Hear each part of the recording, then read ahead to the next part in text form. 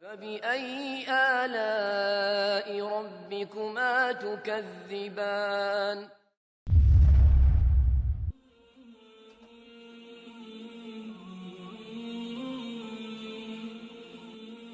The World Ijtima in Chicago, also referred to as the International Islamic Peace Conference, took place from June 27th to 29th, 2025 at the Donald E. Stevens Convention Center in Rosemont, Chicago, Illinois.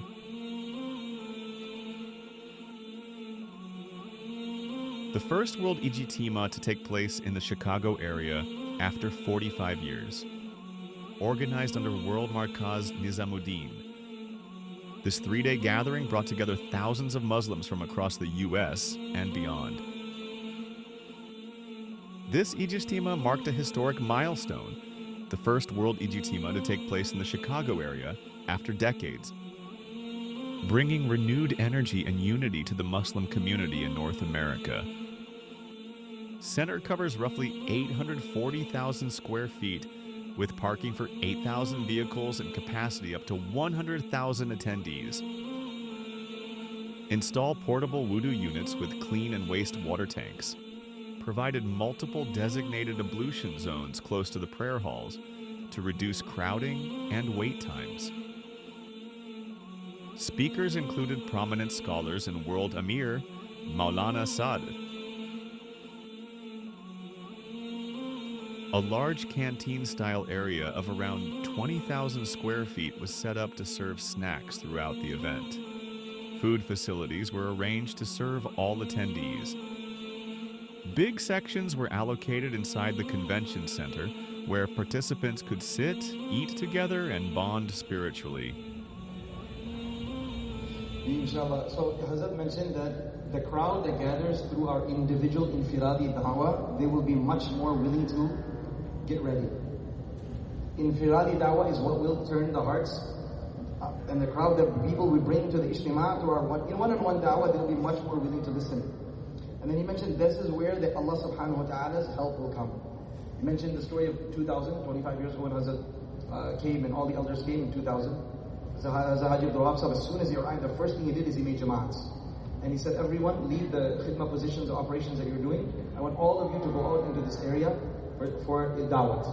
And he mentioned that Hazrat Mawlana Sahib was Tashkil Dawat Mawlana Zubair Sahib, rahmatullahi alayhim ajma'een. And he mentioned that Hazrat Mawlana said that I'm, ma'dur, it's difficult for me to travel in a wheelchair, etc. So Haji Sahib said, don't go. So he said, inshallah, I'm ready. When he was about to sit in the car, then Hazrat Haji Sahib told him, you stay back and you do dhikr.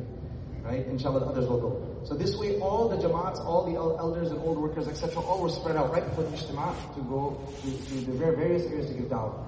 He mentioned when Ali radiallahu anhu was facing difficulty in a specific expedition, in order to succeed, what did he do? He made groups of his own people and he spread them out in the field, and they were involved in the effort.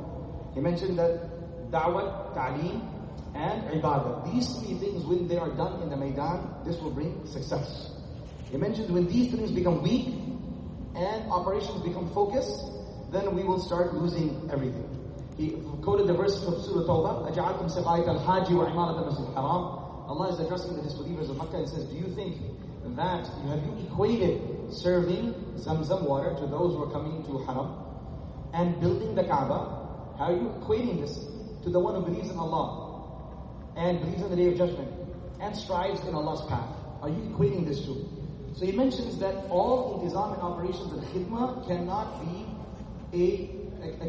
be done in exchange for the effort.